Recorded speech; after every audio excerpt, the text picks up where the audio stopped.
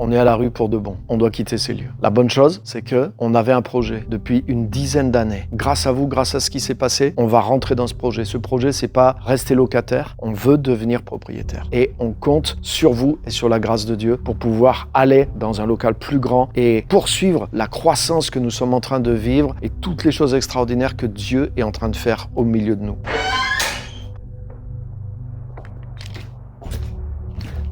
Et voilà, une quinzaine d'années passées ici, tout ce qui s'est passé, des familles restaurées, des gens guéris, des gens libérés d'addiction, de dépression, de choses vraiment fortes. On a vu des gens transformés, former des leaders aussi, les formations, la louange, le développement de la communauté, le développement de la foi. Donc tout ça est en train de monter et on veut pérenniser cette œuvre et lui donner une plateforme plus grande pour impacter encore plus dans toutes ses dimensions. Donc je pense à ce texte de l'apôtre Paul où il dit « Si on a semé des biens spirituels parmi vous, est-ce que ça serait une chose anormale qu'on puisse recevoir des biens matériels ?» Et Paul ne parlait pas pour lui, il parlait pour l'œuvre. Et c'est la même chose pour nous. On ne fait pas d'appel aux dons, on n'est pas intéressé, mais là, on est au seuil de rentrer dans une nouvelle phase pour l'œuvre. Et je voudrais remercier de tout mon cœur tous ceux qui ont contribué à la première phase. Et ça a été miraculeux puisqu'en quelques mois, on est passé de 0 à plus de 100 000 euros, ce qui était waouh, totalement glorieux et nous a étonnés et on remercie le Seigneur pour ça. Maintenant, en faisant tous les calculs, pour pouvoir conquérir cet endroit, il faut que ce miracle soit multiplié. Et c'est là qu'on revient vers vous. J'en appelle à la générosité et à l'inspiration. Donc je vous encourage à vous mettre à l'écoute. Et si vous avez été particulièrement touché, enrichi spirituellement au travers de l'œuvre ici, considérez qu'est-ce que le Saint-Esprit vous met à cœur de faire pour que cette œuvre continue de faire à d'autres ce qu'elle a fait pour vous. J'aimerais donner. Okay. Est-ce que tu me conseilles?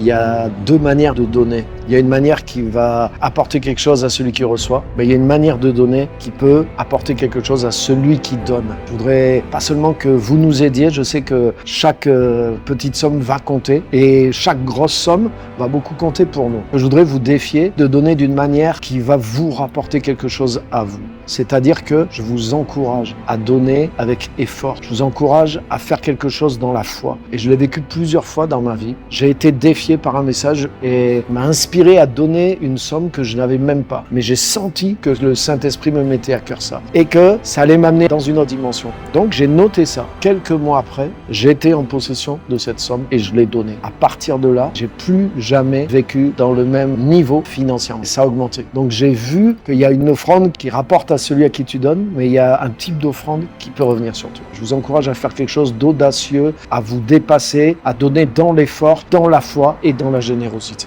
Concrètement, comment on fait?